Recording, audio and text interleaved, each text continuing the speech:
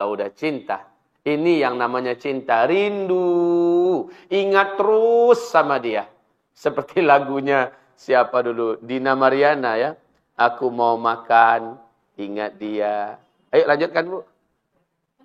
Aku mau tidur, ingat dia. Aku mau berdandan, ingat dia. Betul nggak? Asal namanya cinta, mesti seperti itu. Ingat selalu dengan dia.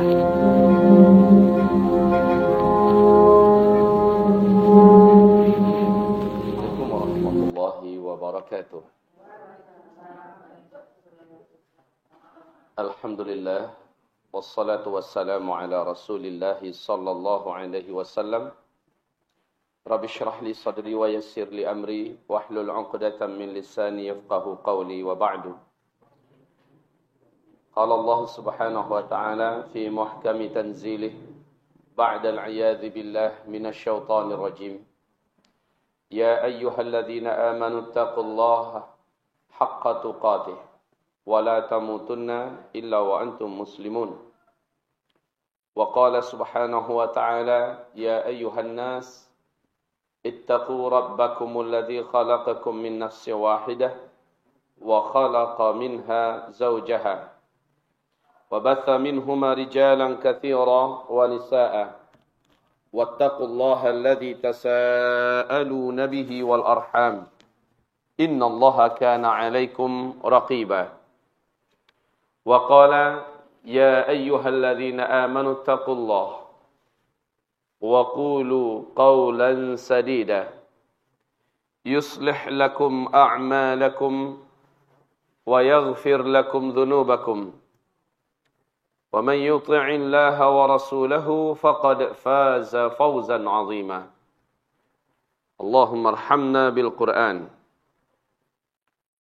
Wa qala an-nabi sallallahu alaihi wasallam innamal a'mal binniyat wa innama likulli imri'in ma nawah. Faman kanat hijratuhu ila Allah wa rasulih fahijratuhu ila Allah wa rasulih. Wa man kanat hijratuhu lidunya yusibuha aw imra'atin yankihuha fahijratuhu ila ma hajara ilaih wa ba'du. Ma'asyiral muslimin, hamba-hamba Allah sekalian yang kami muliakan. Puji dan syukur kita untuk Allah Subhanahu wa ta'ala. Salawat dan salam kita untuk kekasih Allah Muhammad Rasulullah sallallahu alaihi wasallam.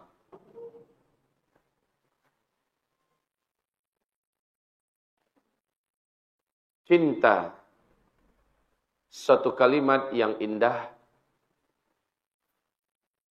Senantiasa cinta,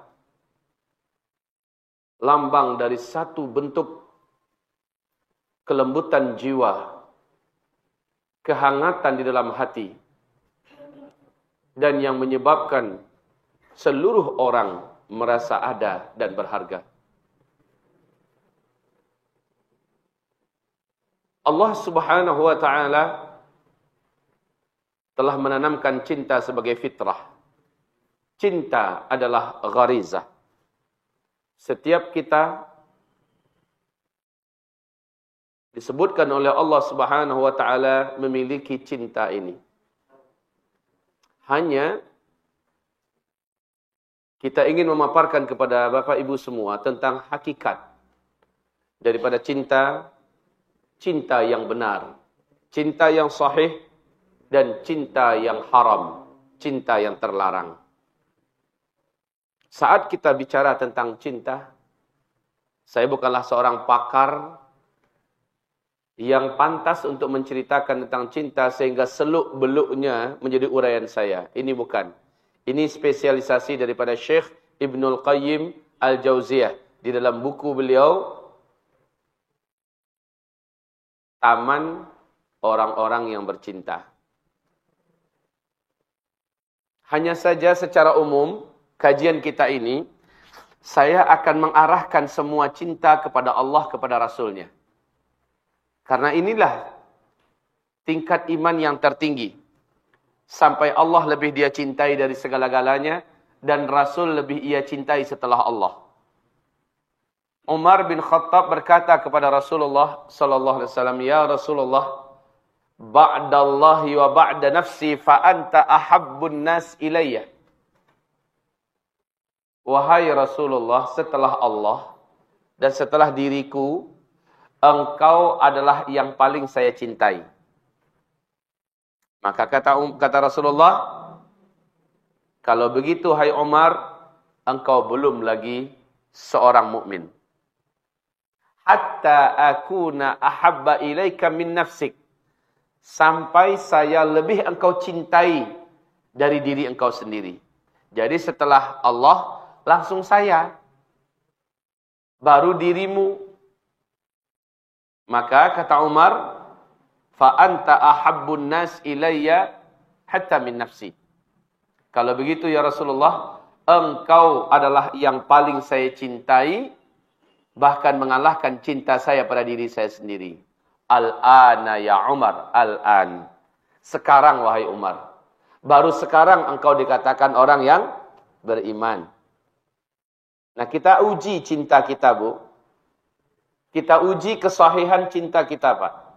Apakah cinta kita kepada Allah, kepada Rasulnya, sudah mengalahkan cinta kita dari yang lain-lain? Yuk kita lihat. Mau tahu ciri-ciri orang jatuh cinta? Sekarang, semua penyebutan saya tentang cinta, saya larikan dulu kepada cinta makhluk pada makhluk. Ya, nanti kita lihat, kita periksa. Apakah cinta semacam itu ada dari diri kita kepada Allah? Kita periksa. Cinta-cinta yang beredar di antara sesama makhluk, ada nggak rasa yang seperti itu antara kita dengan Sang Khalik, Allah dan kepada Rasulnya? Jika tidak ada, maka berarti makhluk lebih kita cintai daripada Khalik kita sendiri. Ciri-ciri orang yang sedang jatuh cinta. Pertama, orang ini senantiasa hatinya gembira. Bibirnya tidak jarang-jarang senyum-senyum sendiri. Betul tidak? Ibu punya rasa cinta. Kalau sudah ada rasa itu, hati ibu rasanya hangat. Gembira terus. Ya. Wah. Jadi mulai ibu diajak merantau ke masa lalu. Saat-saat ibu pernah jatuh cinta. Betul, Bu? Iya. Saya lihat wajah ibu manis-manis, senyum-senyum. Ingat masa lalu. Orang kalau lagi cinta, benar, Bu. Lihat saja, ternyata cinta itu melakukan hal yang sama kepada seluruh manusia sepanjang generasi berganti generasi. Orang kalau lagi jatuh cinta, hatinya hangat, bibirnya senyum-senyum terus. Ini yang pertama. Yang kedua, nanti kita periksa ya. Saya sebutkan dulu semua. Nanti kita cek. Adakah rasa seperti itu teralihkan kepada Allah? Yang kedua, selalu rindu dan teringat-ingat dengan si dia. Kalau udah cinta, ini yang namanya cinta, rindu, ingat terus sama dia. Seperti lagunya siapa dulu? Dina Mariana ya. Aku mau makan, ingat dia. Ayo lanjutkan, Bu. Aku mau tidur, ingat dia. Aku mau berdandan, ingat dia. Betul nggak? Asal namanya cinta, mesti seperti itu. Ingat selalu dengan dia. Rindu dengannya. Ciri cinta atau tanda-tanda orang yang sedang jatuh cinta. Yang ketiga, selalu ingin dekat dengannya. Pengen jumpa. Minimal bisa telepon-teleponan, SMS-SMS-an. Betul nggak, Bu? Asal sudah jatuh cinta, inginnya dekat sama dia. Pengennya jumpa, setidak-tidaknya telepon, SMS. Nanti coba lihat, Bu, pada akhirnya HP udah dekat dengan dia tuh. Zaman kita dulu, Bu, zaman kita. Zaman kita dulu kan nggak ada HP ya. Zaman kita dulu tidak ada HP, yang ada cuma surat-suratan. Tapi zaman canggih sekarang, lihat anak-anak muda, Bu. Lihat anak-anak muda. Tak pernah berpisah. HP di tangannya. Dan di dalamnya ada nama seseorang yang dia cintai. Dia selalu melihat. Selalu. Dia sapa. Dia tegur. Apalagi sekarang sudah ada aplikasi yang namanya Imo. Ada namanya Skype. Bisa ngomong tiap sebentar. Mau tidur, letakkan di sampingnya. Bangun tidur yang dipegang pertama HP. Nak lihat. Ada nggak SMS baru? Kalau tahajud, kalau gaya-gaya orang-orang yang soleh-solehnya, walaupun ini udah salah juga ya. Kalau tahajud tuh, yang udah bangun belum? Gayanya. Minta ampun. Tar tuh kalau udah suami istri kelihatan aslinya. Ya, kita lihat dulu, kita periksa. Ini yang ketiga, selalu ingin dekat, pengennya jumpa. Baik. Kalau udah jumpa gimana? Coba lihat nih ciri yang keempat. Kita mau periksa, ini cinta atau tidak? Lihat yang keempat. Kalau sudah berjumpa, nggak mau cepat berpisah. Oh, nyambung, Bu. Pengennya lama dengan dia. Dan waktu yang berjalan nggak terasa. Betul tidak? Semua ibu mengangguk, senyum-senyum. Ya, terasa waktu yang berjalan dengannya itu terasa sangat cepat. Dan nggak kepengen berpisah. La haula wala quwata illa billahil aliyil azim. Ini, kalau udah kayak gitu perasaan kita dengan seseorang, yang saat kita bersamanya, terasa enak lama-lama dengan dia. Bahkan waktu pun tidak terasa, menandakan di hati kita sudah ada rasa kepada dia. Enggak apa-apa, ibu-ibu lebih-lebihkan senyum sekarang enggak apa-apa. Kita ingat-ingat masa lalu. Jangan ibu tanya, Ustaz kayak gitu juga Ustaz? Kok percaya diri ibu bilang sama? Baik, kita lanjutkan. Yang kelima. Nanti sekali lagi saya ingatkan, 1, 2, 3, 4 dan seterusnya ini akan saya alihkan antara kita dengan Allah. Coba lihat, ada nggak seperti itu? Kita periksa hati kita dan kita cek kebenaran cinta kita. Ya, yang kelima. Ini masih dengan makhluk ya. Selalu plototin foto-fotonya. Alah jujur aja lah Bu. Ini anak-anak muda zaman sekarang. Kalau ibu mungkin sudah out of order. Masanya sudah berlalu. Tapi zaman dulu, ibu kalau sempat ada dia punya foto. Atau dia, foto kita ada di tangannya. Alah Bu, anak-anak muda seluruhnya sama. Tuh foto akan dilihat terus. Selalu plototin tuh foto. Kalau perlu masukkan ke dompet, masukkan ke tas, bawa kemana-mana. Ini kalau namanya cinta ya. Bahkan sampai-sampai para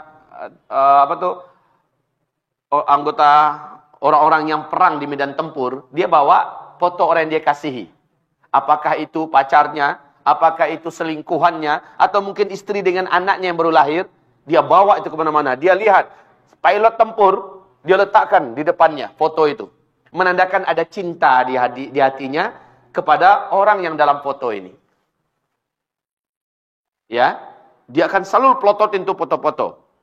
Dan yang agak unik sedikit, agak sering menyebut-nyebut namanya. Agak sering menyebut-nyebut namanya. Anggaplah namanya si Fulan. Fulan.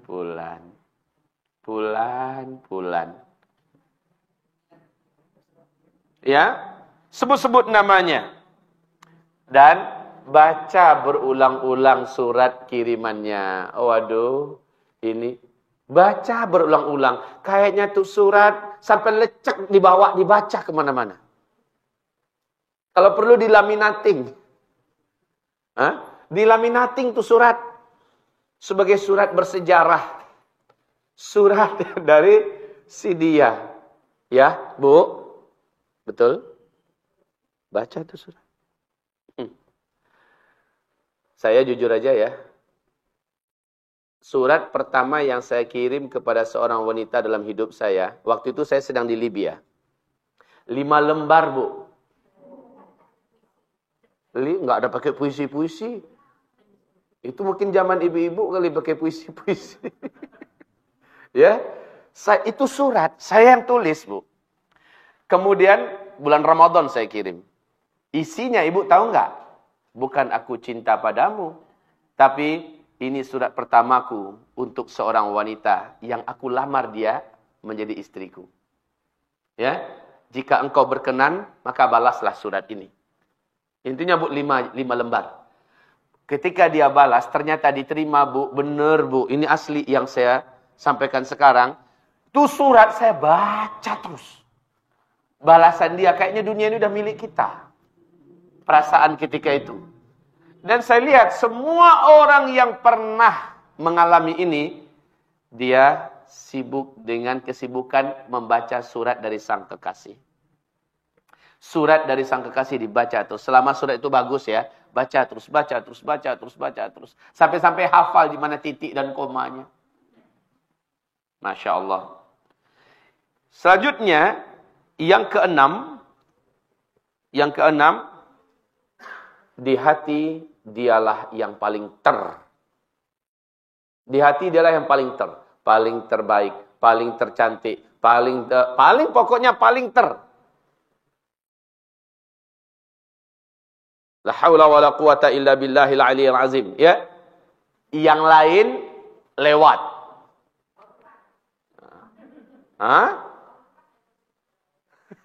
Yang lain lewat. Dia akan bandingkan semua orang. Alah, ini nggak ada apa-apanya. Alah, ini nggak ada apa-apanya. Yang nampaknya selalu yang ini. Yang dia cintai. Baik. Terus yang ketujuh. Tanda bahwa orang ini sedang jatuh cinta. Ikut-ikutan menyukai apa yang disukai oleh si dia yang dia cintai. Ikut menyukai, mencintai apa yang disukai. Kalau yang bersangkutan suka bakso, di mana dia biasa tempat makan bakso, maka dia akan ikut suka dengan tukang bakso itu. Dengan bakso itu. Dan tempat orang jual bakso itu dia akan suka. Kenapa? Orang yang dia cintai suka di situ. Apalagi dia pernah duduk bersama dengan dia. Ingat-ingat terus dia duduk berdua di sana. Ini menandakan sudah ada sesuatu yang istimewa di hatinya tentang orang itu. Ya. Yang terakhir, tanda bahwa orang ini sudah mencintai seseorang, perasaannya kayak ngelihat orang yang dicintai itu ada di mana-mana dekat dia. Di mana-mana terasa ada dia. Di mana-mana terasa ada dia.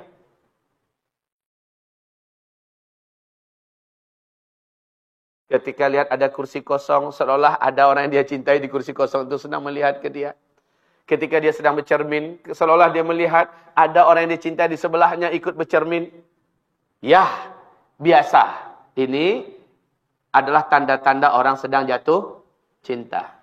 Oke, sekarang kita alihkan ini semua. Tanda-tanda normal seperti ini, yang tertuju selama ini pada makhluk, adakah tanda ini kepada Sang Khalik? Pertama kita cek yuk, yang pertama.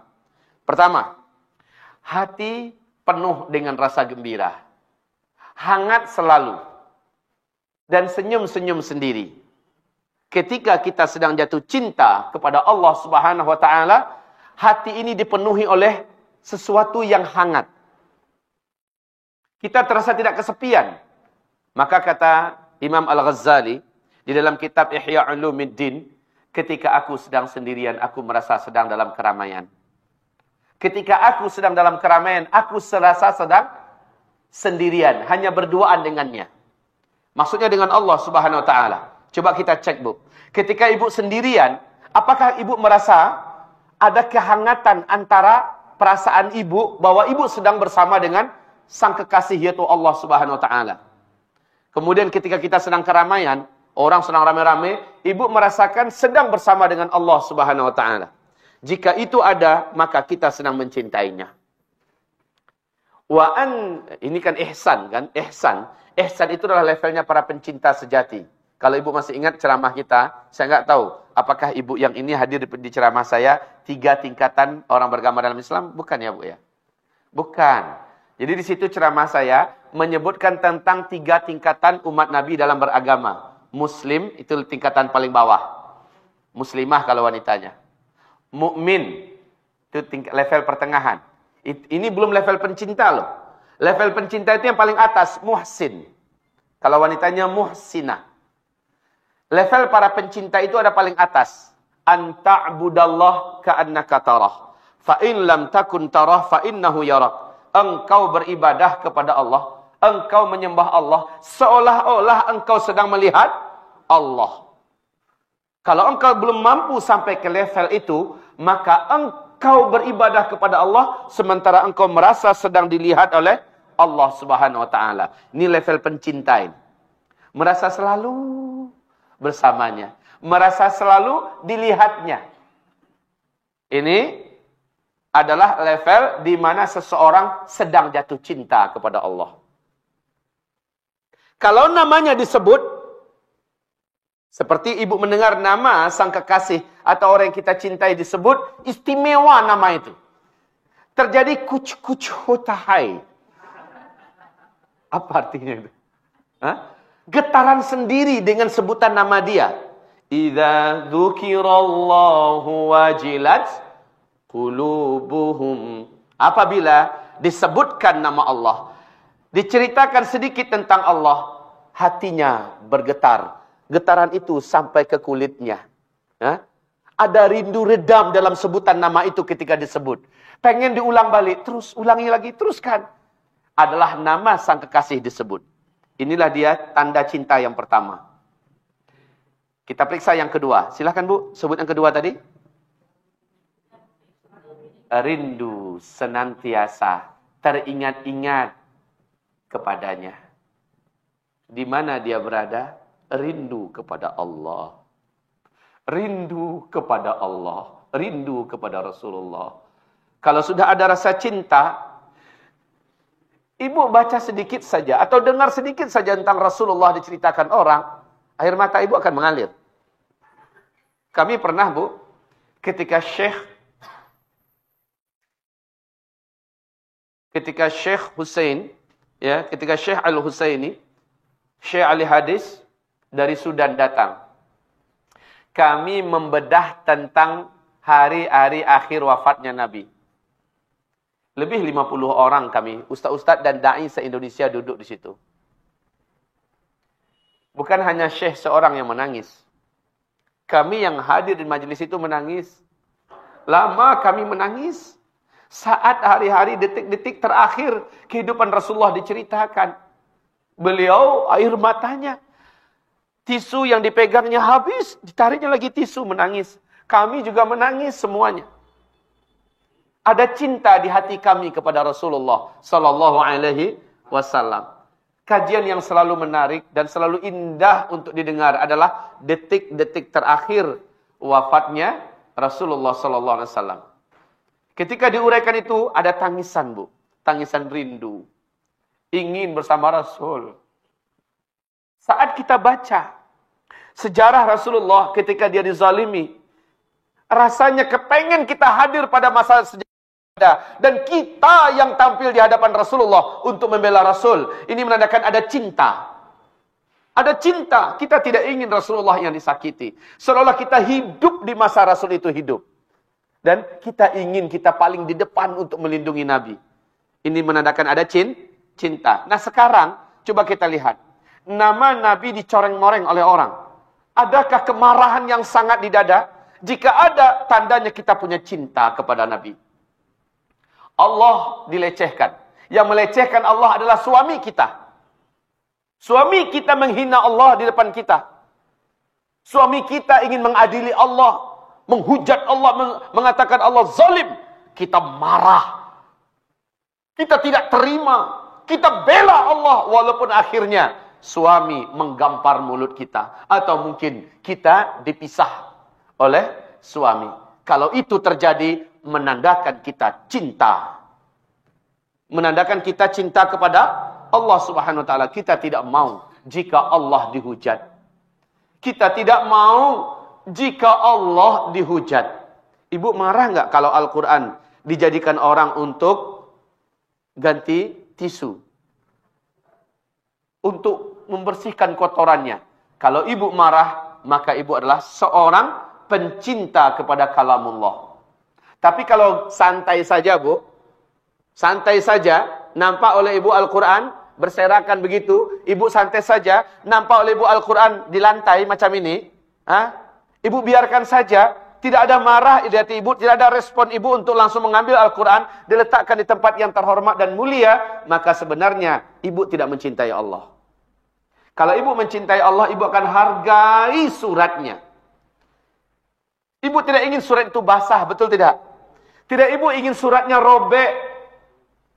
Tidak ingin ibu surat itu terletak pada tempat yang tidak pantas, apalagi keinjak oleh kaki ayam, dikencingi oleh kucing, ibu nggak mau. Maka ketika ibu melihat Al-Quran tergeletak begitu, ibu langsung respect sekali. Ibu cepat mengambil Al-Qurannya. Ibu letakkan di tempat yang terhormat. Menandakan ada cinta di hati kita kepada Allah Subhanahu wa taala. Taib. Yang ketiga, selalu ingin dekat dengannya. Nah, orang-orang yang mencintai Allah, lihat seperti Ali bin Abi Thalib. Ali bin Abi Thalib, saat mana dia akan masuk masjid, gemetar tubuhnya, Bu. Gemetar tubuhnya. Karena dia akan berjumpa dengan orang yang dia cintai. Gemetaran. Mungkin ini cinta pertama kali. Tapi cintanya selalu seperti itu. Ali bin Abi Thalib, para sahabat, saat mereka masuk masjid, maka mereka sudah tidak ingin diganggu oleh siapapun. Ibaratnya inilah pertemuan yang paling mendebarkan. Pertemuan yang paling dinanti-nantikan. Maka kata Abdullah ibnu Mas'ud, semoga Allah ridha kepadanya, kalaulah seandainya tidak ada pertemuan demi pertemuan, itu sholat 5 waktu berjamaah di masjid. Pertemuan demi pertemuan dengan Allah dalam salat 5 waktu. Bagi kami hidup ini terasa hambar. Dan bagi kami tidak perlu kami hidup. Makanya kalau orang Padang mengatakan, kalau tidak sembahyang, minta mati selalai. Ini kata orang Padang. Kalau tidak sembahyang, minta mati selalai. Tidak ada guna, gunung hidup itu. Enggak paham kan? Paham. Hebatlah ibu-ibu kita ni. Artinya, kalau engkau tak solat, tak guna engkau hidup. Jika engkau tak solat, minta mati saja pada Allah. Apalah guna hidup jika tidak solat? Karena solat pada hakikatnya adalah pertemuan antara pencinta dengan yang dicintai. Kalau seandainya ibu merindukan saat-saat pertemuan itu, rindu ibu dengan solat. Beda ya Pak ya? Ada orang mengumandangkan azan. Dah, cepat betul lah azan orang ni. Cepat betul waktu masuk. Hambar di hatinya menyambut datangnya panggilan azan itu. Bahkan terasa beban. Sesungguhnya tidak ada cinta di dadanya. Orang yang cinta seperti kata Abdullah ibnu Mas'ud radhiyallahu anhu, kerinduannya menanti panggilan Allah itu sangatlah besar. Jadi pekerjaan yang melelahkan para sahabat adalah menanti waktu solat ke waktu solat. Di antara itu mereka gelisah. Ketika waktu solat masuk, gembira mereka menyongsong panggilan Allah Subhanahu wa ta'ala. Baik, saat jumpa dengannya. Saat jumpa, oh ya tadi minimal telepon-teleponan. SMS-SMS-an. Kalau orang jatuh cinta ya Bu, maka ibu bisa lakukan hal yang sama kepada Allah. Buktikan bahwa kita cinta pada Allah. Zikir Bu. Zikir. Mulutnya basah dengan zikir. Berbagai macam lafaz zikir yang paling besar pahalanya. Ibu lafazkan. Ibu baca senantiasa Al-Qur'annya. Itulah cara ibu ganti dari SMS-SMS-an. Telepon-teleponan dengan Allah adalah zikir tiap sebentar di mulutnya. Ya Allah, Ya Rabb, Ya Allah, Ya Rabb, Ya Allah, Ya Rabb. Dia panggil terus Allah. Dia telepon terus Allah. Ya Allah. Orang yang cinta, Allah itu hadir terus di hatinya. Allah itu hadir terus. Sehingga lidahnya tiap sebentar menyebut. Menyebut-nyebut Allah Subhanahu wa ta'ala. Tayyib. Orang yang cinta, sekali lagi, respect lidahnya. Menyambut ketika nama Nabi disebut, Apa yang akan ibu jawab? Sallallahu alaihi wasallam. Enggak peduli mau 100 kali, 200 kali dalam satu majelis ilmu, ibu membaca sallallahu alaihi wasallam. Sallallahu alaihi wasallam. Sallallahu alaihi wasallam. Sallallahu alaihi wasallam. Baca terus. Baik. Terus enggak mau cepat. Kalau sudah bersama dengannya, lihat salatnya orang yang cinta pada Allah, tenang. Seperti ikan dimasukkan ke dalam air. Malah mau habis salat itu, dia pengen dan bertekad, dia akan lama-lama duduk. Dan dia ingin berlama-lama di hadapan Allah berzikir. Lihat bu, orang munafik, salatnya macam mana? La yadhkuruna Allah illa qalila. Mereka zikirnya sedikit. Sudahlah salatnya, Assalamualaikum, Assalamualaikum. Habis itu selesai, dia langsung pergi. Ini salat orang yang di hatinya tidak ada cinta.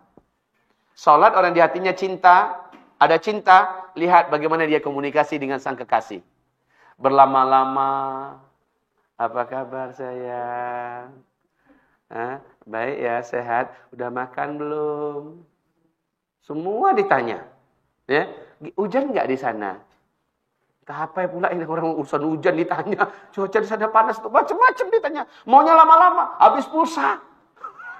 Habis pulsa, cari pulsa lagi, mau nyambung lagi.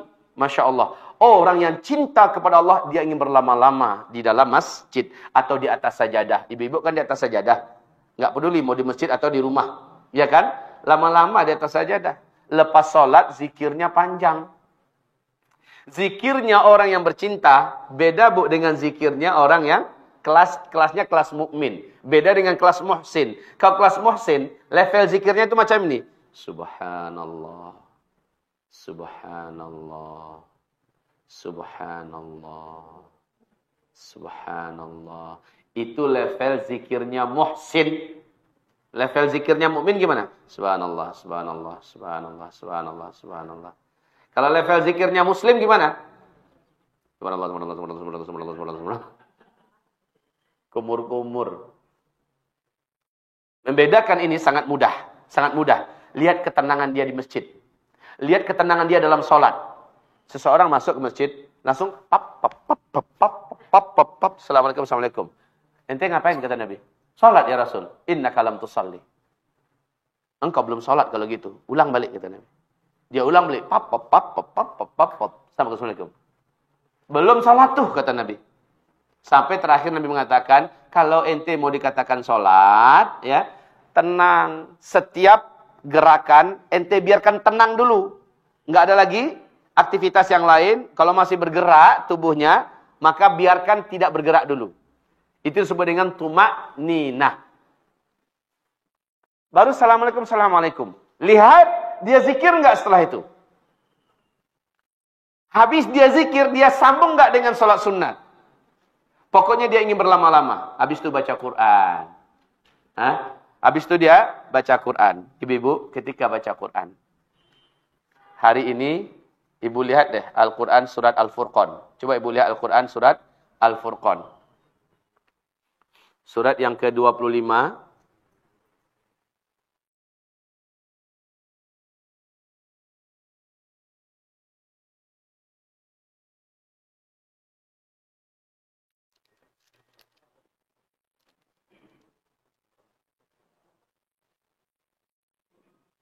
Ratapan Nabi Muhammad yang Allah abadikan dalam Al-Quran.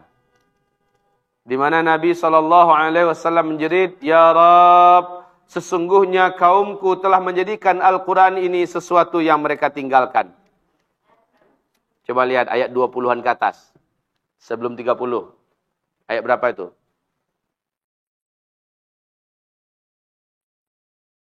وقال الرسول يا ربي إن قومي اتخذوا هذا القرآن مهجورا. Ayat berapa?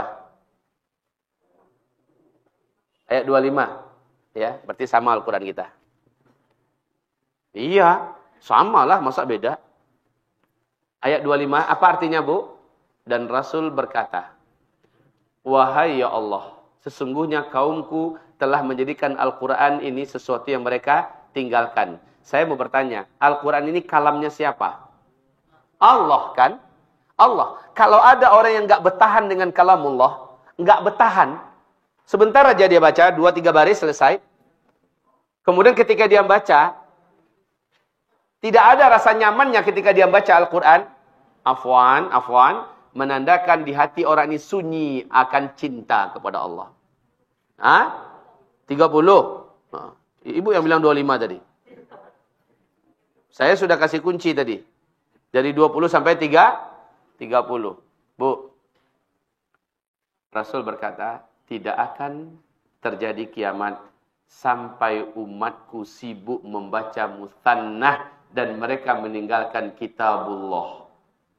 Tidak akan terjadi kiamat sampai umatku sibuk membaca musannah dan mereka meninggalkan membaca kitabullah. Ibu tahu musannah itu apa? Tidak. Kita lanjutkan baca hadisnya. Qalu wa mal musannah ya Rasulullah. Mereka bertanya, wahai Rasulullah, apakah musannah itu? Nabi menjawab, kitabun katabahun nasu bi aidihim fayatanaqaluna fima bainahum wa yatrukuna kitaballah. Musannah itu adalah tulisan yang ditulis-tulis oleh tangan-tangan manusia, lalu tulisan tersebut berpindah dari satu tangan ke tangan dan mereka sibuk membacanya, menghabiskan waktu membacanya. Wa yatrukuna kitaballah, lalu mereka meninggalkan membaca kitabullah. Menurut ibu-ibu, telak enggak kenanya kita zaman sekarang? Telak enggak kenanya kita zaman sekarang? Banget. Ya Bu ya, jet-jet yang ada di tangan kita. Kalau kata orang Malaysia, pon bin bit. Handphone yang ada di tangan kita, HP Android, yang mana menyambungkan, mengcopy pastekan tulisan orang ke tulisan orang. Lalu kita sibuk membacanya. Kalau seandainya dibanding-bandingkan, mana yang lebih banyak baca tulisan orang dalam satu hari dibandingkan baca kitabullah? Ayo, kita berbicara dengan penuh kejujuran. Hari ini udah orang level pengajian loh ya. Bagaimana dengan orang biasa? Orang awam di luar sana. Mana yang paling banyak dibaca oleh orang zaman sekarang? Kitabullah atau musannah? Pada kenyataannya musannah.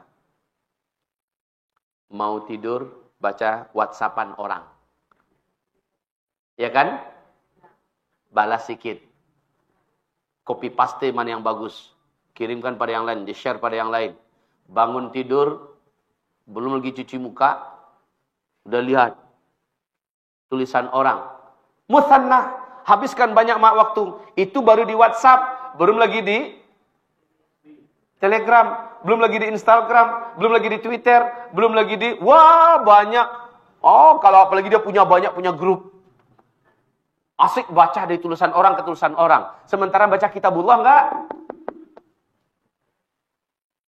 Ini kalamullah yang datangnya dari sisi Allah Subhanahu wa taala. Sementara ini tidak banyak dibaca. Padahal waktu kita yang diamanahkan oleh Allah, kita habiskan banyak untuk membaca tulisan-tulisan manusia. Dan inilah la ahad aghyar min Allah. Tidak ada yang lebih cinta tidak ada yang lebih pencemburu daripada Allah. Allah cemburu. Ternyata hamba ini tidak merasa nyaman lama-lama berbicara dengan Allah. Ketika Bunda Aisyah radhiyallahu anha bertanya kepada Rasulullah, "Ya Rasulullah, bagaimanakah caranya aku untuk bisa berkomunikasi dan berbicara dengan Allah?" Jawaban Rasul gimana? Faqra'il Qur'an, ya kan? Faqra'il Qur'an, baca Al-Qur'an. Itulah saatnya engkau sedang berbincang-bincang dengan Allah Subhanahu wa taala. Maka bagaimana dengan orang sekarang? Dia lebih banyak membaca tulisan manusia daripada membaca surat-surat cinta dari Allah Subhanahu wa taala. Al-Qur'an. La haula wala quwata illa billah. Sebenarnya ini bukan terlarang kita punya ini. Boleh. Karena bermanfaat sangat. Kita punya benda macam ini sangat perlu oleh kita. Tapi jangan sampai kita lebih banyak disita waktunya oleh benda macam ini. Ya. Sebenarnya ibu-ibu yang kami muliakan, apalagi di usia-usia ibu yang sekarang udah agak dekat-dekat bau-bau tanah. Ada yang tersinggung, Bu? Enggak kan? Asli kan? Memang iya. Coba lihat ini, Bu. Ibu sudah mulai ubanan. Saya juga sama. Kita sudah dekat. Udah bau-bau tanah sebenarnya. Harusnya udah makin dekat kita. Semakin kita akrab dengan sang kekasih. Allah Rabbul Alamin. Taib. Kita lihat, kita periksa berikutnya. Selalu plototin foto-fotonya, sebut-sebut namanya, ya. Kemudian membaca berulang-ulang surat-suratnya. Sama dengan yang barusan kita uraikan. Terus di hati dialah yang dialah yang terbaik, dialah yang terbagus, dialah yang pokoknya segala yang adalah dia. Periksa ini. Apakah di pandangan kita Allah lah yang Apakah di hati kita Allah lah yang Iya, Bu? Iya, Bu? Sudah ada cinta itu. Kalau ibu merasa Allah lah yang terbaik, termulia, Allah lah yang maha malah, ya. Allah Subhanahu wa taala di atas segala-galanya. Di segi ini saya yakin Bapak Ibu sudah sama-sama di level ini, ya. Menganggap Allah lah yang tapi nanti pas aplikasinya kelihatan itu, benar enggak? Allah lah yang Kalau memang Allah yang terbesar, ketika sedang ada meeting, ketika sedang ada acara apa, ada acara reunian, ada acara apalah namanya, kemudian Allah memanggil, hayya 'alas shalah. Lihat, meeting kita tutup dulu. Kalau tiba dimasak, dia matikan dulu kompornya atau dikecilkan apinya. Dia sholat dulu. Ini baru Allah namanya itu. Jika tidak, maka minta maaf. Baru sebatas cintanya di lidah. Cintanya belum sampai ke hati. Kan ada orang yang berkata, amanna qul lam tu'minu walakin qulu aslamna. Kamu ngaku bahwa kamu mencintai Allah, kamu beriman pada Allah. Enggak. Iman kamu itu baru sebatas bibir, baru sebatas lidah. Aku cinta padamu, aku cinta padamu. Pas dipanggil enggak datang. Bohong enggak tuh? Ketahuan banget bohongnya. Bila engkau cinta, maka panggilannya dinomor satukan. Kita kembali nanti. Selanjutnya, ikut menyukai apa yang dia sukai. Maka, kalau memang kita mencintai Allah Subhanahu wa taala, kita wajib mengetahui apa-apa yang disukai oleh Allah. Apa-apa yang tidak disukai oleh Allah. Bu, ibu tahu nggak yang namanya makruh? You jelas tahu. Apa itu arti makruh? Makruh itu secara bahasa tidak disukai. Dari kariha yakrahu makruhan. Ya kan? Enggak disukai. Kalau memang ada cinta, maka apa yang enggak disukai oleh Allah? Allah enggak nyuka kita. Ghibah itu bukan makruh lagi ya, haram kan? Tapi kenapa kita masih tega melakukan yang bukan hanya dibenci, malah udah dilarang dan diharamkan oleh Allah Subhanahu wa taala. Sebaiknya yang makruh-makruh ditinggalkan. Makanya saya katakan, ada alhamdulillah. Coba lihat ke papan tulis. Lihat ke papan tulis sebentar. Level Islamnya orang Islam yang tertinggi apa, Bu? Muhsin. Kalau wanitanya muhsinah. Seperti jelaskan oleh Syekhul Islam Ibnu Taimiyah. Dari ayat Al-Quran ada 4 ciri seseorang memang pencinta sejati. Dia adalah muhsin. 1.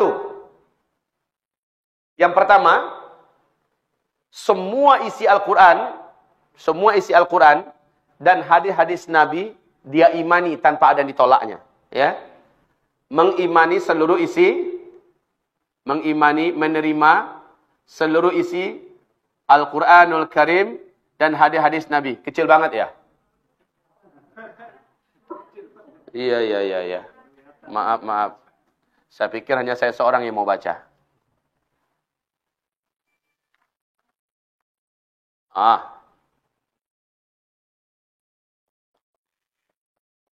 Mengimani seluruh ayat-ayat Allah dalam Al-Quran.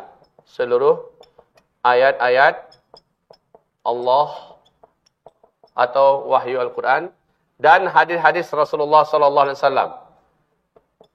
Hadis-hadis Rasul sallallahu alaihi wasallam. Baik. Ini yang pertama. Yang kedua, mengamalkan semua yang wajib-wajib yang Allah dan Rasulnya wajibkan. Mengamalkan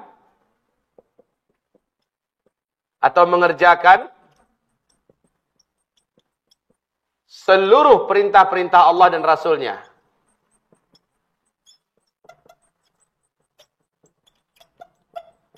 Seluruh perintah-perintah Allah.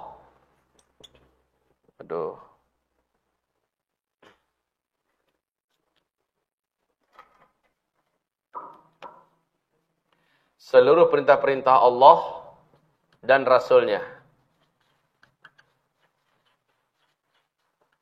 Perintah itu ada dua, Bu. Lihat, perintah itu ada dua. Perintah yang wajib dikerjakan.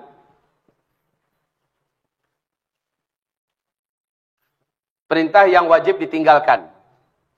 Sama-sama perintah. Kalau ini perintahnya, tinggalkan ini, ya. Nah, ini dia. Mengerjakan seluruh perintah-perintah Allah dan Rasulnya. Perintah yang wajib dikerjakan, perintah yang wajib ditinggalkan. Yang ketiga, bahwa orang ini adalah seorang muhsin, dia adalah seorang pencinta yang pasti dicintai oleh Allah Subhanahu wa taala. Nah, ini ya. Dia mengerjakan amalan-amalan sunnah. Dia mengerjakan amalan-amalan sunnah. Dia mengerjakan amalan-amalan sunnah.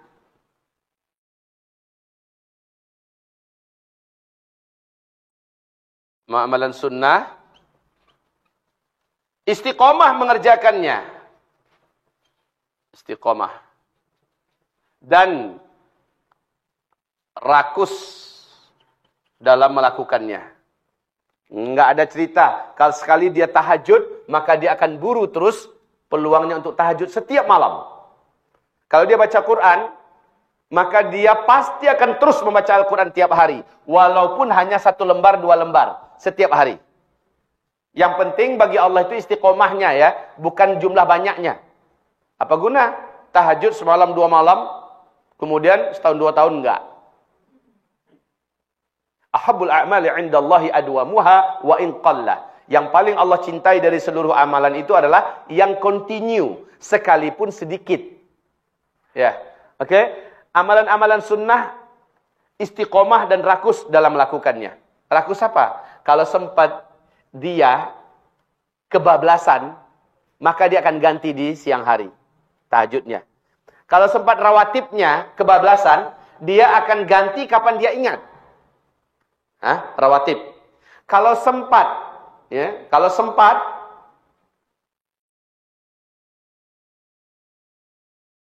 dia umpamanya bulan Ramadan, di bulan Ramadan, ya. Kalau sempat dia di bulan Ramadan, ada yang tertinggal dia ganti dulu semua, kemudian dia kerja mengerjakan puasa Syawal. Pokoknya dia buru. Oke. Begitulah seterusnya amalan sunnah. Dia nggak mau ketinggalan. Kalau dalam Al-Qur'an surat Fatir, surat Fatir di ayat yang ke-35 Allah gambarkan sesungguhnya orang muhsin ini sabiquna bil khairat. Orang-orang yang paling di depan, Pak. Untuk urusan kebaikan dia pasti paling di depan. Lihat hari Senin dia puasa, lihat hari Kamis dia puasa, lihat malam hari dia tahajud, lihat waktu duha dia sedang sholat.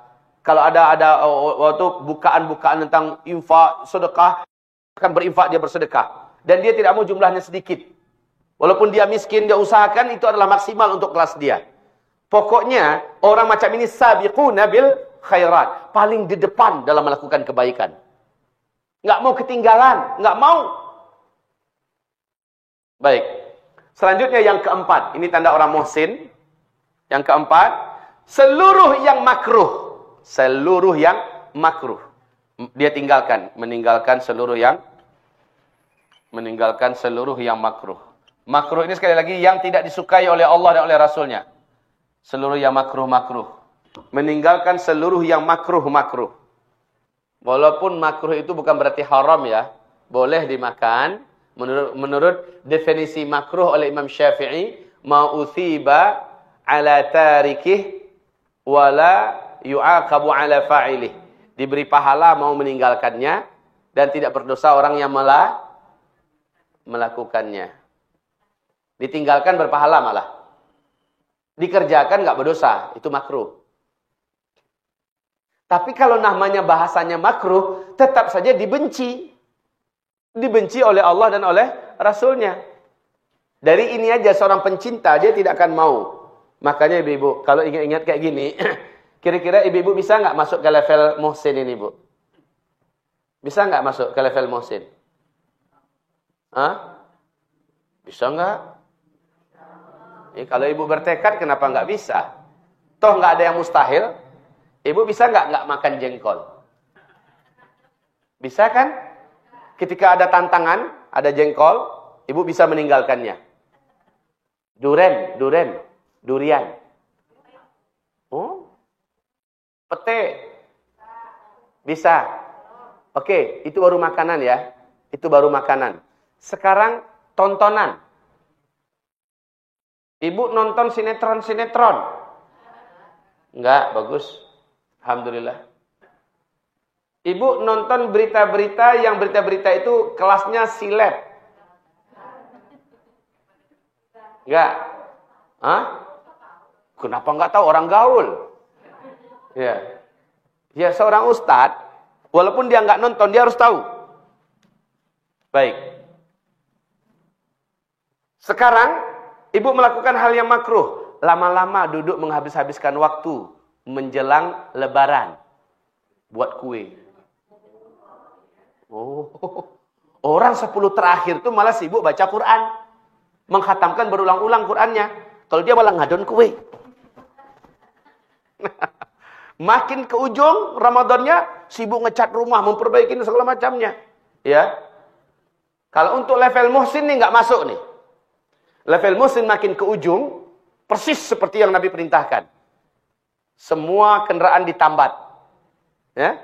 Semua urusan dunia, toko-toko, kantor-kantor ditutup.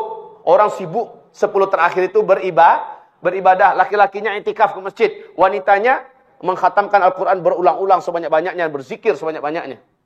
10 terakhir Ramadan. Ini enggak dihabiskan untuk ngadon kue. Kalau yang pandai menjahit, siapkan untuk cucunya dihitung semua. Ada 35 cucu. Ini ukuran badan cucunya, udah menjahit aja kerjanya. Masya Allah, inna lillahi wa inna ilaihi raji'un. Ini nggak masuk level itu dah. Nggak masuk level pencinta. Kalau masuk level pencinta, dia tahu waktu-waktu yang paling Allah cintai. Dia tahu waktu-waktu yang paling Allah sukai pertemuan dengan Allah. Sepertiga malam terakhir. Maka dia akan prioritaskan sepertiga malam terakhir.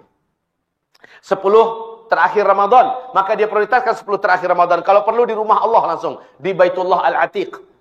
Makkah Al-Mukarramah. Atau di Madinah Al-Munawwarah. Dia akan incar waktu-waktu terbaik yang bisa langsung berhubungan dengan Allah Subhanahu wa taala dan dia kejar itu. Ini level orang muhsin loh, Bu. Level pencinta. Sekali lagi saya tanyakan, Ibu masuk enggak level ini kira-kira? Atau bisa enggak? Mau enggak?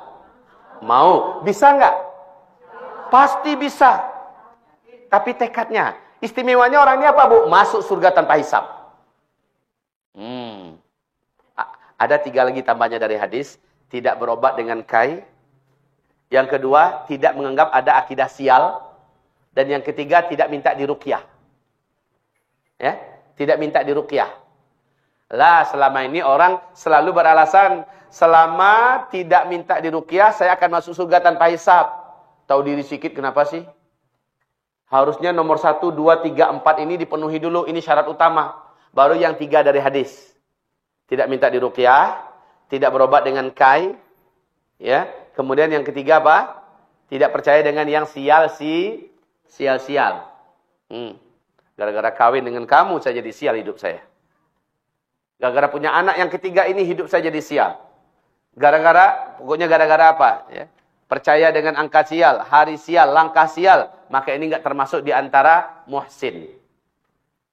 Baik, kita lanjutkan. Terakhir, perasaan senantiasa seolah sedang melihat dia. Inilah dia muhsin itu. Seolah-olah sedang dilihat oleh Allah. Kalau nggak sampai ke tingkat sedang melihat Allah, maka setidaknya perasaan kita sedang dilihat oleh Allah. Selalu di CCTV oleh Allah. Selalu diawasi oleh Allah. Sehingga gerak-gerik kita ini, Ibu pernah nggak merasa diawasi oleh orang yang Ibu cintai? Ketika gerak-gerik Ibu merasa diawasi oleh orang yang Ibu cintai, Ibu akan melakukan hal yang terbaik nggak? Ibu mencintai anak gadis Ibu. Anak gadis Ibu sedang memperhatikan gerak-gerik Ibu. Ibu pasti akan melakukan hal yang terbaik di hadapan anak gadis Ibu. Ya kan? Karena apa? Ibu cinta kepadanya. Ibu tidak mau salah melakukan sesuatu di hadapan anak kita. Di hadapan Allah kita merasa sedang dilihat oleh Allah Subhanahu wa taala. Maka jangan pernah melakukan hal yang tidak disukai oleh Allah Subhanahu wa taala. Baik. Berikutnya, agar cinta tidak bertepuk sebelah tangan. Nah, kan banyak orang merasa dirinya mencintai Allah tapi ternyata dia nggak dicintai. Ya Bu ya. Dia merasa dicintai, aku cinta padamu ya Allah. Air matanya berurai ketika dia mengungkapkan rasa cinta pada Allah. It's okay. Sudah berani menyatakan aku cinta padamu ya Allah. Ini syarat pertama ini memang. Syarat pertama harus menyatakan perasaan itu. Betul nggak? Hah? Biasanya Pak, kalau laki-laki Pak, kita nih Pak. Kita, agar orang ini tahu bahwa kita mencintainya, kita nyatakan Pak. Hah? Aku cinta padamu. Waduh. Padahal mengungkapkan itu bukan enak loh. Kadang-kadang ada semacam bola yang nyangkut di sini untuk dapat melafazkannya. Ketika sudah melafazkannya, dia tahu bahwa kita mencintainya. Setelah kita menyatakan cinta kepadanya, ajukan proposal. Apakah engkau juga mencintai aku? Biasanya begitu enggak? Jawab, Bu. Nggak usah dijawab aja kali ya. Soalnya pasti jawabannya sama. Kita kalau sudah mengutarakan cinta, pengennya tepuk berbalas. Cinta berbalas, maunya begitu. Sekarang kita kepada Allah. Ibu kan nggak tahu Allah tuh jawab cinta kita atau tidak. Pengen tahu nggak caranya? Baik. Ibu-ibu, penuhi dulu syarat-syaratnya. Allah itu punya syarat agar aku mencintai kamu. Kata Allah, ada syarat-syarat yang harus kamu tempuh. Syarat-syarat inilah, apakah syarat ini terpenuhi atau tidak? Lihat, syarat-syarat dari si dia, agar cinta kita dibalas olehnya. Sekarang si dia itu adalah Allah, maksud saya. Si dia itu adalah Allah. Agar cinta kita dibalas oleh Allah, syarat pertama, mesti setia. Betul nggak? Kalau cinta harus setia nggak? Cinta, wujudkan dalam wujud, saya setia. Setia ini dalam artian apa? Jangan syirikkan Allah. Jangan duakan Allah. Kalau cinta udah membagi hati, waduh, jangan pernah haraplah Allah akan balik mencintai kita. Musyrik. Bahkan orang ini dihitung sebagai penjahat nomor 1.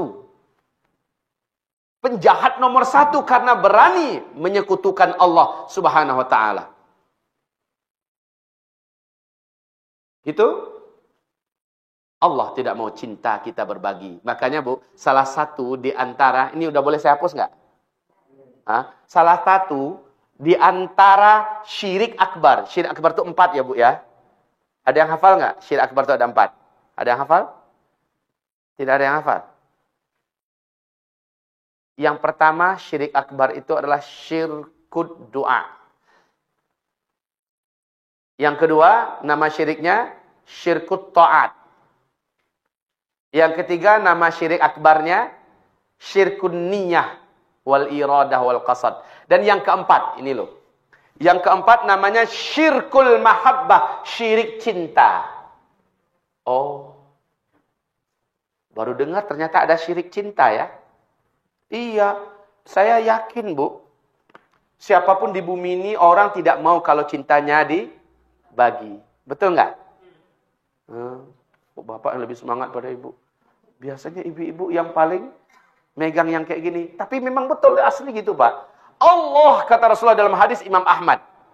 Hadis ini sahih menurut syarat Imam Bukhari. Apa kata Rasulullah? La ahad aghyar minallah. Tidak ada satupun yang lebih pencemburu melebihi Allah. Ternyata Allah itu maha pencemburu. Allah yang menciptakan kita. Allah yang memberikan kita kehidupan. Allah yang memberikan kita segala-galanya. Ternyata Allah kita duakan. Cinta. Coba buka Al-Quran surah Al-Baqarah ayat 164. Al-Baqarah 164. Jangankan lebih unggul cinta kita kepada makhluk. Sama antara cinta kita dengan Allah dengan cinta pada makhluk. Sama saja Allah nggak mau terima. Qul. Coba di situ. Surat Al-Baqarah 164. Ketemu? Wa minan nas may yattakhidhu min dunillahi andada yuhibbunahum ka hubbillah walladzina amanu asyaddu hubban lillah. Ketemu? 165 dari startnya 164. Katakan, di antara manusia ada yang mengangkat selain daripada Allah sebagai tandingan-tandingan bagi Allah. Dengan cara mereka mencintai tandingan itu seperti mereka mencintai Allah. Sama sejajar. Nah, ibu-ibu, bu, manakah tandingan-tandingan ini? Yang Allah sering diadu dengan tandingan-tandingan ini. Itu ketahuan nanti kita di persimpangan jalan. Mana yang lebih kita prioritaskan? Allah kah? Atau tandingan ini? Ada 8 tandingan Allah. Lihat At-Taubah ayat 24. Ini tandingan. Kasih tanda dulu yang ini. Kasih tanda dulu. Surah Al-Baqarah 165. Kasih tanda.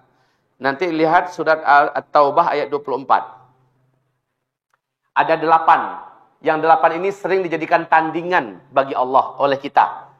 Kita jadikan dia sejajar dengan Allah. Cinta kita kepada tandingan ini seperti kita mencintai Allah. Sungguh demi Allah. Di penghujung ayat Allah mengatakan, awas kamu, kata Allah.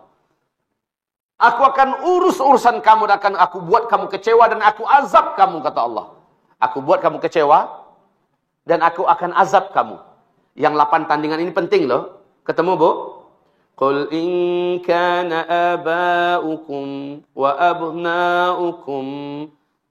Terus sampai akhir ayat yang di bawahnya. Innallaha la yahdil qauma wallahu la yahdil qauma fasiqin. Ya. Baca terjemahannya. Lihat terjemahannya itu ayat. Katakan, jika kamu mencintai bapak-bapak kamu. Bapak-bapak di situ bisa jadi pemimpin kita. Bisa jadi juga ayah kita. Bisa jadi juga bos kita, majikan kita.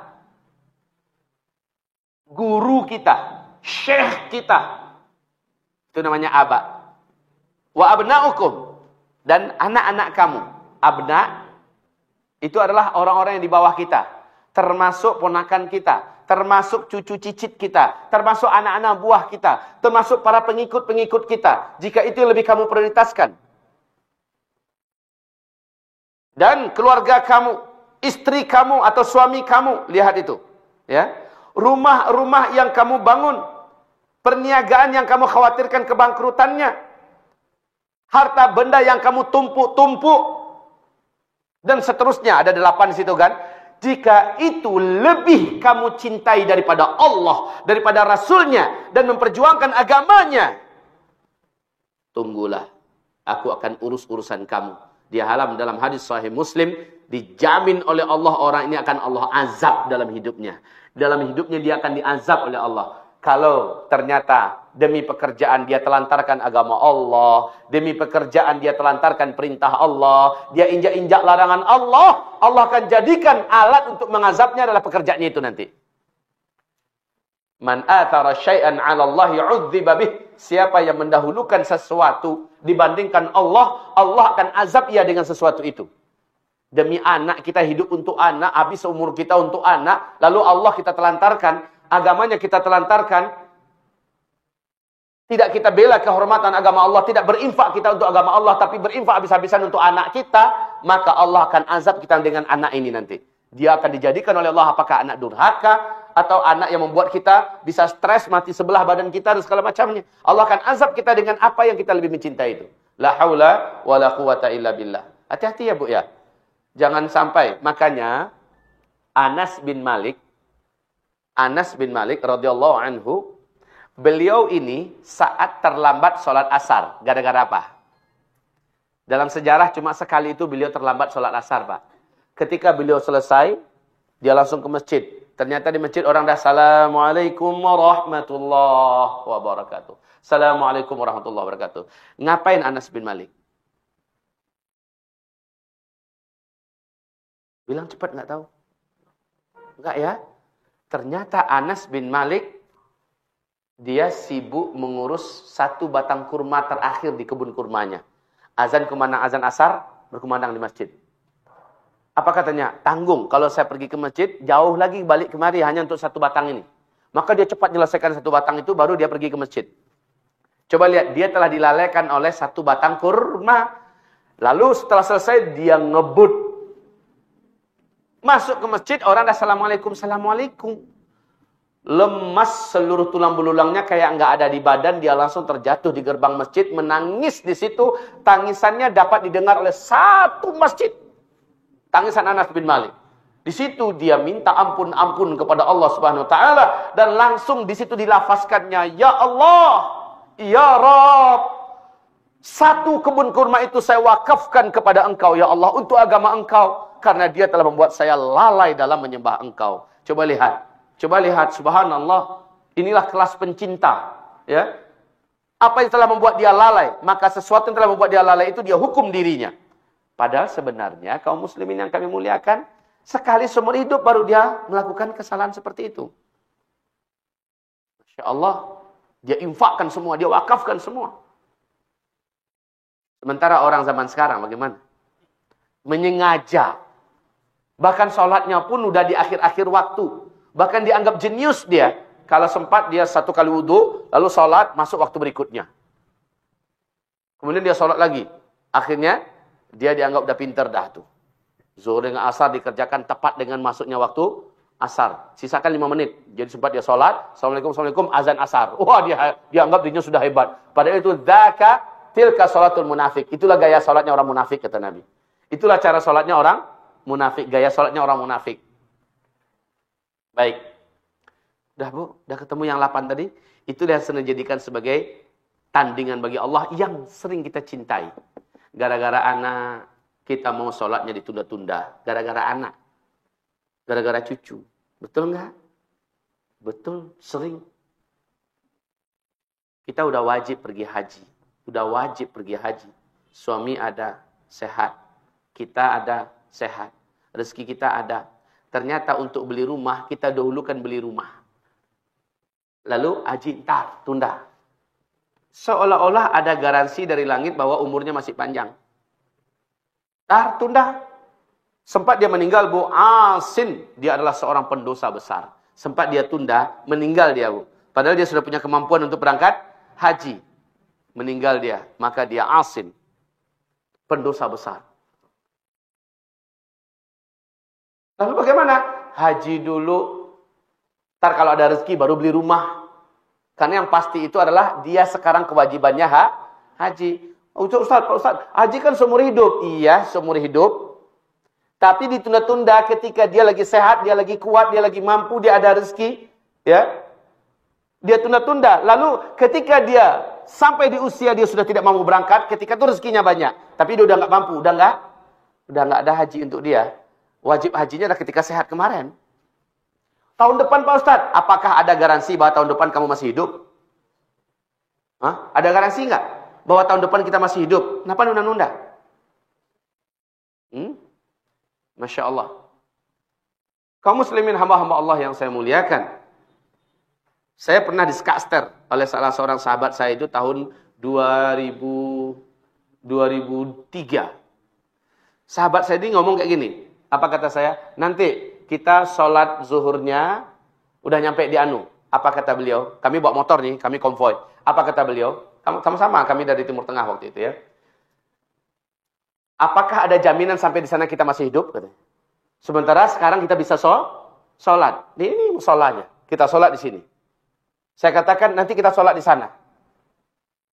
Waktu itu kita memang belum menunjuk siapa Amir Safar. Kalau dalam adabnya Amir Safar yang dipatuhi kan. Kita belum tunjuk. Tapi yang penting saya katakan kita sholatnya di sana. Beliau mengatakan kita bisa. Waktu kita ada sekarang. Dan musola ada, air ada, semua syarat untuk sholat bisa ada di sini. Ngapain udah di sana? Apakah ada jaminan kita masih hidup sampai di sana? Terdiam saya. Dan kami membenarkan semua. Sholat kami di situ. Ini yang kita khawatirkan, Pak. Nunda-nunda. Menunda-nunda termasuk bayar utang. Menunda-nunda bayar utang. Menunda-nunda melaksanakan ibadah haji. Padahal kewajiban itu kemampuan kita ada sekarang. Makanya kata Abdullah ibn Umar, "Idza asbahta fala tantadhiril masa, wa idza amsayta fala tantadhiris sabah." Kalau ada waktu pagi, jangan tunggu-tunggu sore. Kalau ada waktu sore, jangan tunggu besok. Yang hari ini bisa dibuat hari ini, cepat kerjakan hari ini. Jangan tunggu besok. Besok ada kewajiban yang lain lagi, jangan sampai numpuk. Kalau numpuk, keberatan beban. Akhirnya kita nggak jadi ngerjakan. Kebanyakan utang pada Allah Subhanahu wa ta'ala. Tayyib. Syarat pertama, jangan Allah diduakan. Syarat agar kita diterima cintanya oleh Allah, jangan Allah diduakan. Coba lihat, Nabi Muhammad kalau berani menduakan Allah, surat Az-Zumar ayat 65, berani menduakan Allah, dijamin oleh Allah, batal seluruh amal kamu dalam hidup kamu, hai Muhammad, dan kamu di akhirat orang yang merugi. Nabi Muhammad kalau berani melakukan perbuatan syirik. Oke, ini syarat pertama ya, agar cinta kita berbalas, setialah. Satukanlah Allah terus, ahadkanlah Allah terus. Esakan Allah terus, jangan dia diduakan. Jangan Allah disekutukan. Syarat kedua. Kalau ke manusia nih, kalau dia nelpon, angkat teleponnya. Bu, kalau ibu ingin saya dapatkan cinta ibu, anggaplah saya anak ibu ya, saya ingin dapatkan cinta ibu. Setiap kali ibu nelpon saya abaikan telepon ibu. Saya biarkan gantung terus. Kira-kira ibu jadi marah nggak? Pasti ya bu ya. Nggak ada orang yang tidak akan marah jika digituin. Marah, kesel. Lama-lama emang lu siapa? Kan gitu kan? Emang pangkat lu apa? Sok banget ditelepon nggak ngangkat-ngangkat. Gitu. Nah, kita ditelepon oleh Allah Subhanahu wa taala. Dipanggil oleh Allah Subhanahu wa taala, prioritaskan panggilan Allah Subhanahu wa taala. Angkat teleponnya.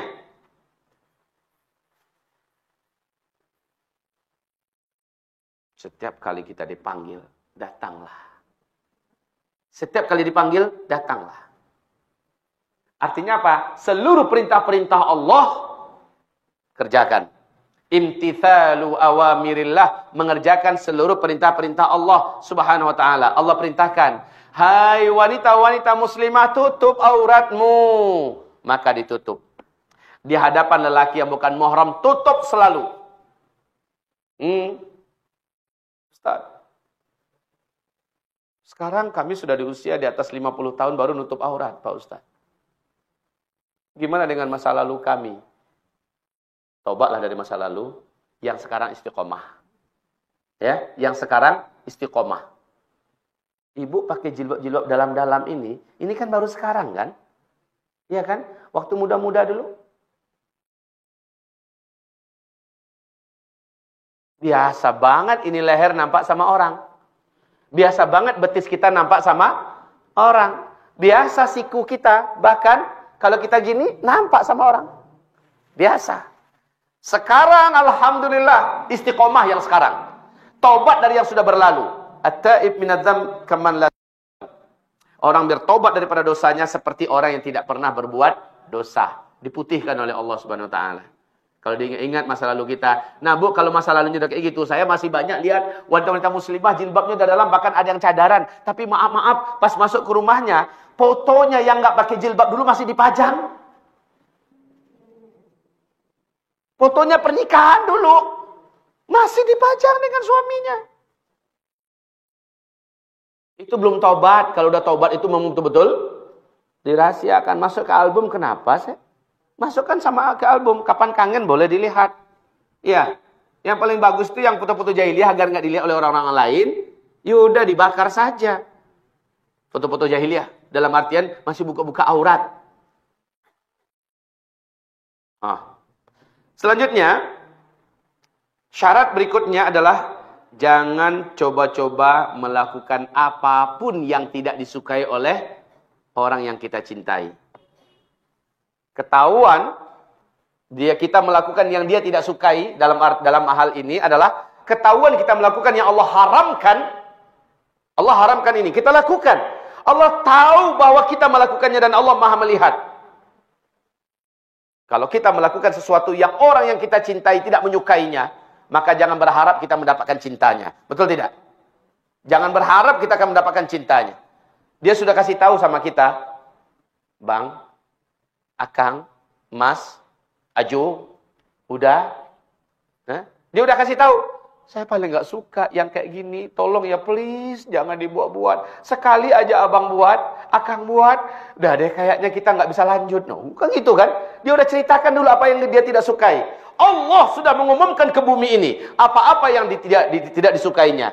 Jika kita berani melakukan apa yang Allah tidak sukai, maka jangan pernah mimpi mendapatkan apa yang kita inginkan dari Allah, cintanya. Nah. Kemudian yang keempat, syarat yang keempat agar mendapatkan balasan cinta dari Allah. Cintailah siapapun orang dan apapun yang Allah cintai. Ini namanya wala wal bara. Kita mencintai yang dicintai oleh Allah.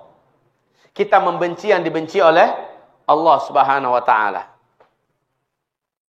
Makanya lihat di surat Al-Mumtahanah ayat 1. Surah Al-Mumtahanah ayat 1.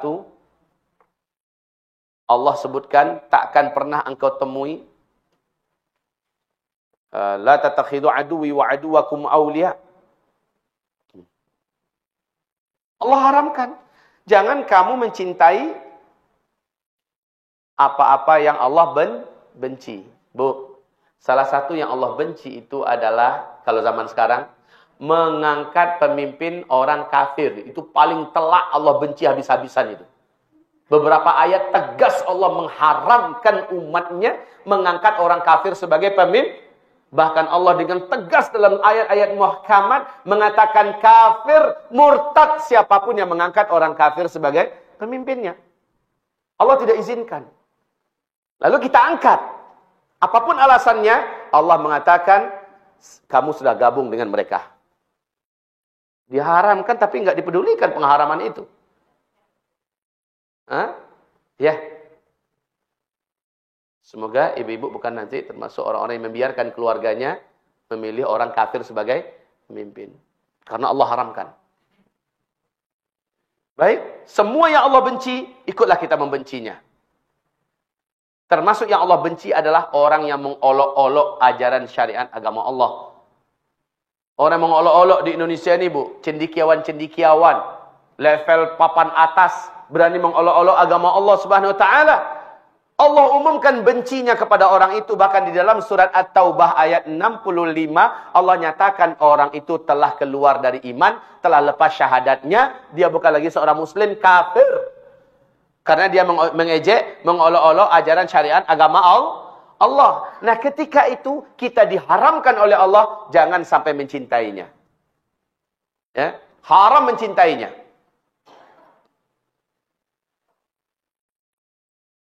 Makanya, Bu, ibu mungkin masih ingat dengan nama seorang pemuda. Saat ibunya berikan pilihan, nak, jika engkau tetap di agama lama, di agamamu yang sekarang, mak akan demo di hadapanmu. Mak tidak akan makan, tidak akan minum, sampai engkau lihat mak mati di depanmu, nak. Satu Mekah tahu bahwa pemuda ini sangat mencintai maknya ini. Ya. Pada akhirnya apa pilihan si pemuda? Apa pilihannya? Tegar dia. Mak, seandainya di tubuh emak punya nyawa sebanyak bulu-bulu dan rambut yang ada di tubuh emak, satu persatu lepas dengan cara begini di hadapan saya, jangan mak pernah berharap saya akan meninggalkan agama ini. Masya Allah. Dia rela berpisah dengan yang dicintainya. Abu Bakar, dia meninggalkan apa yang dia cintai di kota Mekah. Semua penghasilannya, kebunnya, toko-tokonya, ruko-rukonya, kalau ada ruko zaman dulu ya. Ditinggalkan semua demi mewujudkan cintanya kepada Allah Subhanahu wa taala. Masya Allah. Kisah-kisah heroik yang sangat menakjubkan. Demi mewujudkan cinta, dia rela berhadapan dengan orang yang dia cintai.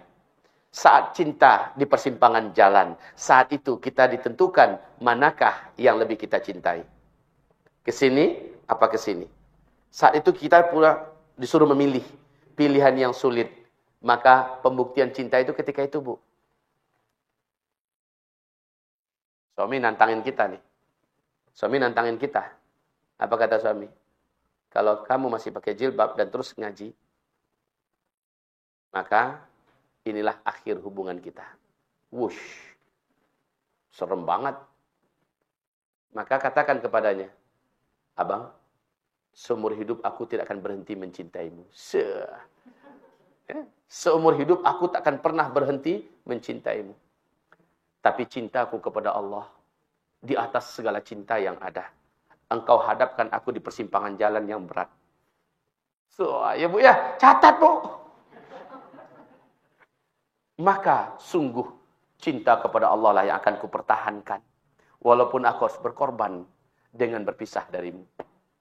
Ini baru namanya cinta, Pak. Ketika dia harus memilih, dia buktikan bahwa dia lebih mencintai Allah Subhanahu wa taala. Baik. Maka di sini hamba-hamba Allah yang kami muliakan, sebuah hadis diriwayatkan oleh Imam Bukhari. Hadis ini tajam sekali. Man ardallaha biridhan nas, man ardallaha bisakhatin nas radhiyallahu lah wa ardan nasa ilaih. Siapa yang terus mencari ridho dan cinta Allah dengan melakukan orang-orang yang di dekatnya tidak suka. Orang-orang dekatnya nggak suka kalau dia melakukan. Sementara Allah suka dengan dia melakukan itu. Allah ridho kepadanya, Allah cinta kepadanya. Demi mendapatkan dan merebut cinta Allah, dia lakukan walaupun awal-awalnya dia dicemeeh, dia diejek, dia ditertawakan, dia dikucilkan, dia dihina oleh orang terdekatnya. Dia siap. Radhiyallahu lahu. Allah pasti ridho kepadanya. Itu langsung terbukti, Allah langsung ridho kepadanya. Wa ardan nasa ilaih. Cepat atau lambat, orang-orang yang sekarang ngejek dia, orang-orang yang sekarang membenci dia, akan Allah buat ridho kepadanya. Awas Bu. Awas, ini hati-hati. Lanjutan hadisnya. Wa man askhatallah biridhan nas. Siapa yang melakukan yang Allah tidak sukai hanya demi mempertahankan cinta manusia kepadanya, cinta makhluk kepadanya. Wa man askhatallah biridhan nas. Siapa yang melakukan yang Allah tidak sukai demi mempertahankan cinta makhluk kepadanya, sakhitallah lah. Allah pasti murka kepadanya. Wa askhatan nas ilaih. Cepat atau lambat orang-orang terdekat atau orang-orang yang dia inginkan itu akan benci kepadanya. Hukuman buat dia. Awas, jangan sampai cinta makhluk lebih kita utamakan daripada ridha Allah. Allah pasti akan hukum kita. Dan hukuman Allah tidak akan mampu kita bisa lari kemanapun. Ma'asyiral muslimin wal muslimat, hamba-hamba Allah sekalian yang kami muliakan. Konsekuensi cinta. Nah ini lagi. Kalau memang demikian adanya, apa konsekuensi cinta? Satu. Konsekuensi cinta yang pertama,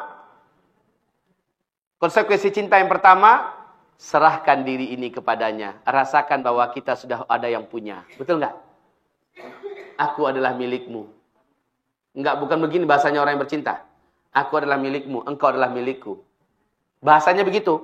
Konsekuensi cinta yang pertama adalah serahkan diri ini kepadanya.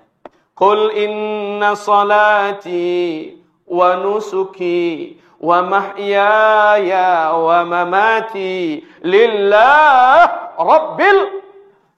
Hidupku, matiku, seluruh ibadahku, apapun yang kubuat dalam hidup ini adalah milik Allah dan untuk Allah.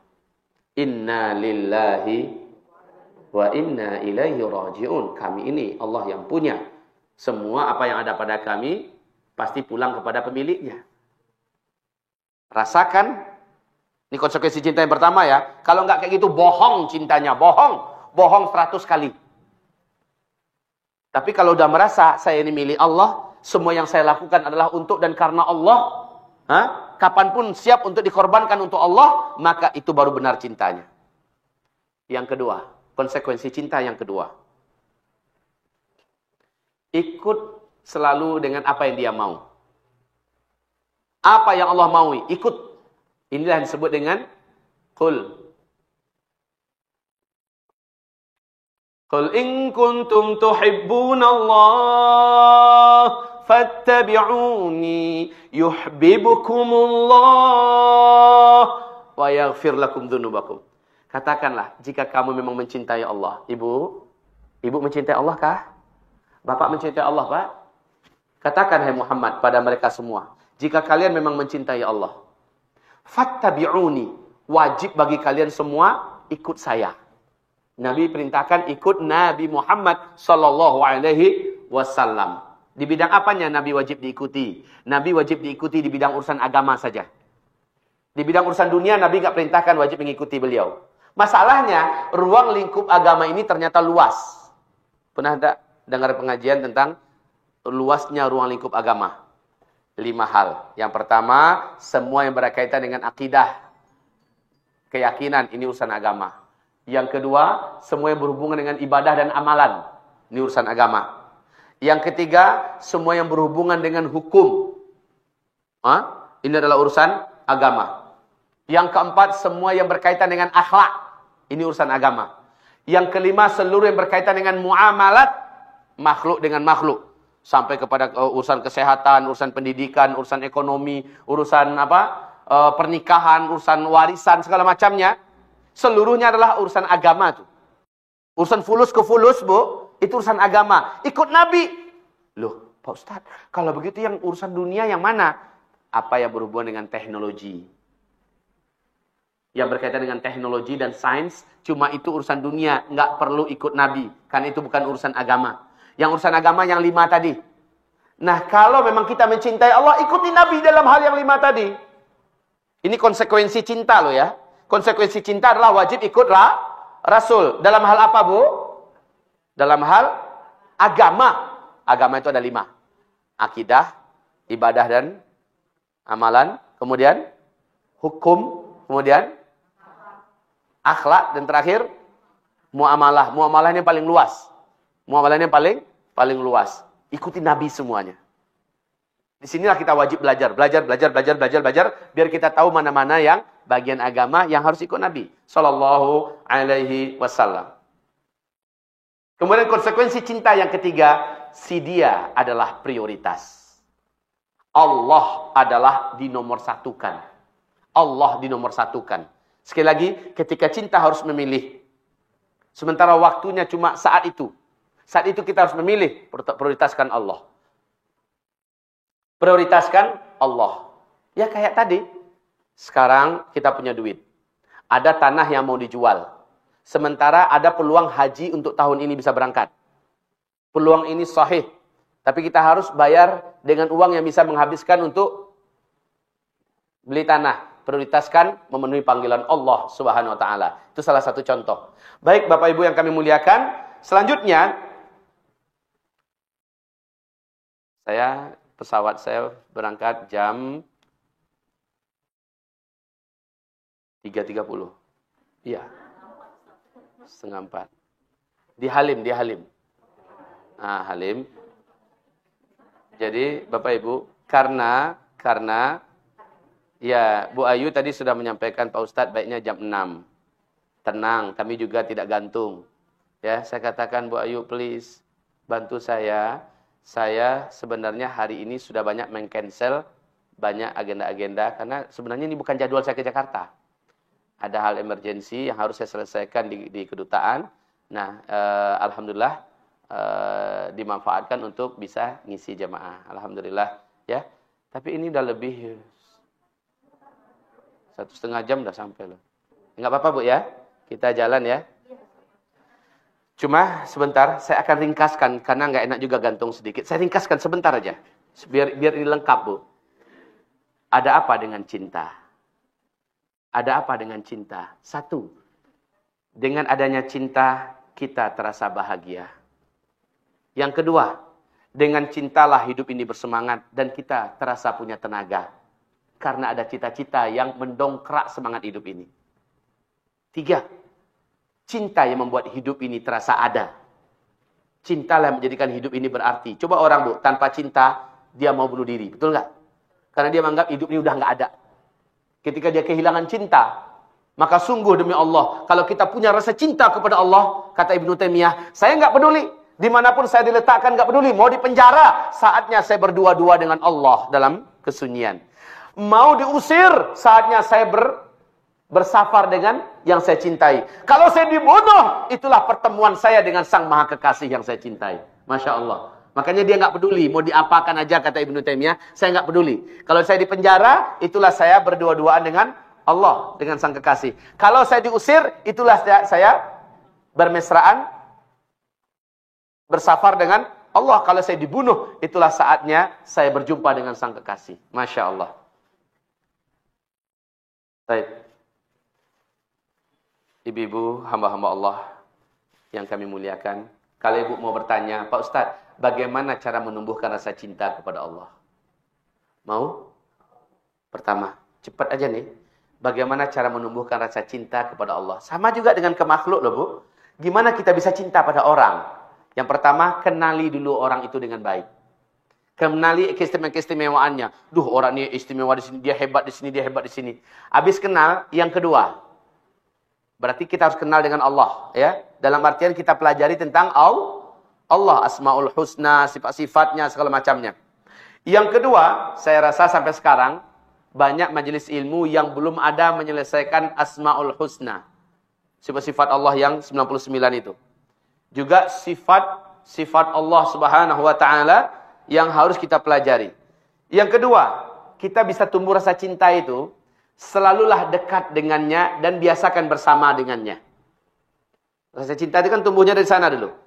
Mulanya biasa saja. Ayo, lanjutkan.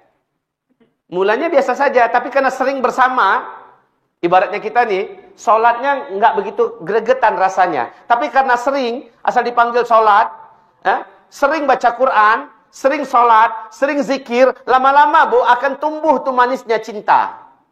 Karena sering bersama. Sering bersama. Terus yang ketiga, karena tumbuhnya rasa cinta, karena si dia orangnya perhatian banget. Kan gitu kan? Karena si dia orangnya perhatian banget. Tumbuhkan rasa bahwa Allah itu sebenarnya sangatlah sayang kepada kita.